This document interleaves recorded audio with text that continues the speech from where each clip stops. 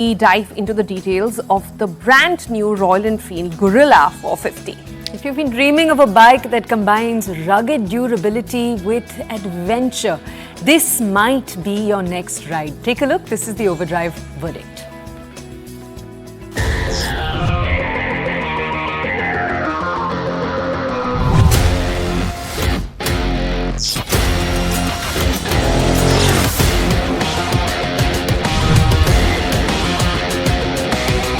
Of single-cylinder 400 to 500cc motorcycles, you'll usually find two extremes. On one end, you have Royal Enfield's own long-stroke engines. On the other end, you have the Rev-Api KTMs and the Pulsars. So, citing a golden opportunity for a middle ground, Royal Enfield envisioned a roadster, something that you could nicely relax on and cruise, or when you are in the mood for some action, go all out with it. Enter the Guerrilla 450, named after a warfare technique of unexpected and sudden attacks. At first glance, the Guerrilla 450 boldly announces its intentions. It's here to challenge the status quo and attack the big players in the roadster segment, like the Triumph Speed 400 and Bajaj Domina 400. So this is a motorcycle that sort of says, okay, I can relax or be laid back whenever you want me to be, or don't for a moment think that I can't turn up the heat when you are in the mood.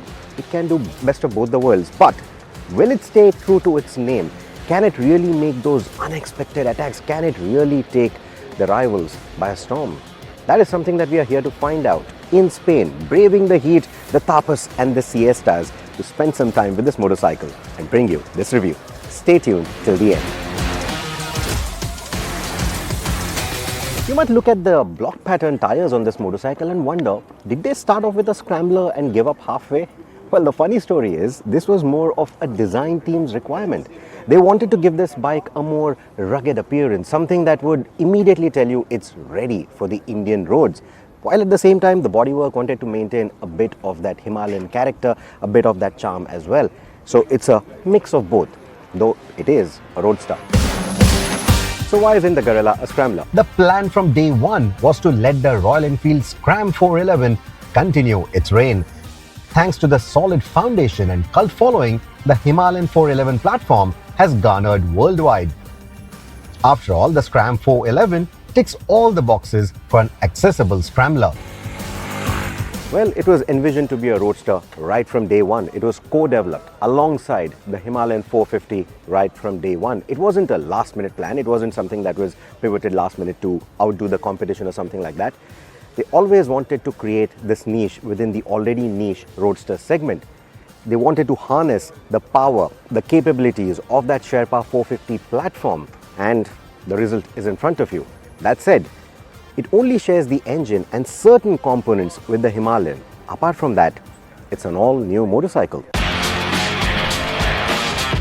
Apart from some suspension components, peripherals, the engine, and a part of the mainframe that holds it in place, the rest of the Guerrilla is practically a different motorcycle. The engine claims the best-in-class torque spread and runs a smaller rear sprocket, a 45 tooth instead of a 47 for better top speed. It also rolls on a shorter wheelbase, lower ground clearance and 17-inch wheels front and rear, a 4-degree sharper rake and a 27mm shorter trail, all of which makes the Guerrilla a much sharper handler, even with those block pattern tires. The Guerrilla 450 was designed with accessibility in mind, making it both compact and user-friendly. And if you find the Himalayan too cumbersome for city use, the Guerrilla might fit you better. Now let's talk about the ergonomics. That's going to be my seating posture. So the handlebar has been dropped lower, the foot pegs have been raised, and because of the lower height of the vehicle, it doesn't feel as top heavy as the Himalayan. The seat height is lower too, at 780mm, 45mm lower than the Himalayan standard seat, though it isn't adjustable. However, the narrow subframe and the seat ensure easy ergonomics even for shorter riders. Taller riders might find the handlebar a bit narrow, its position a bit low, and the tank not supportive enough for the knees. So as you can see, the ergonomics are very different than the Himalayan. I was talking about the handlebar. Now it's dropped by 30 millimeters and pulled back by about 7 to 8 millimeters. The same goes for the rider foot peg. The foot peg has been upped by about 30 millimeters and pulled back by about 7 to 8 millimeters. And that is what rotates the rider triangle to a more aggressive stance. In fact, it's a sportier stance than the other roadster in the lineup, which is the Hunter 350.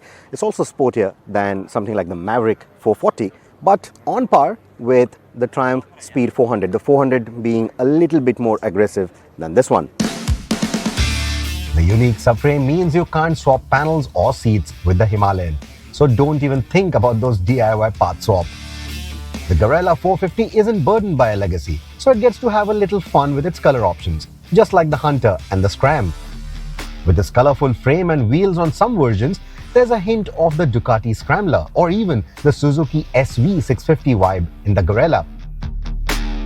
Royal Enfield say that they have done some serious fashion forecasting with this motorcycle, but honestly, I find the colors to be too gaudy even for the future. In fact, the only color that I like is actually the matte silver, which is only available on the base model, which means if you were to choose that, you don't get the TFT instrumentation, you go with the Meteor instrumentation with the Tripper navigation. If you had to go with the gaudier colors though, you have the option of the red or the yellow on the top end variants, which seems like they're trying to celebrate Spain, their recent Euro Cup victory, etc. And this yellow in particular, with all these purple accents, I think it's a shout out to the LA Lakers. While it says Guerrilla on every variant of the motorcycle, all their branding exercise for their merchandise, marketing, communication, etc. says GRR 450 or GRR 450. But honestly, there's nothing angry about the motorcycle or its design. It's compact, but yet it mimics all the elegant lines of the Himalayan quite nicely.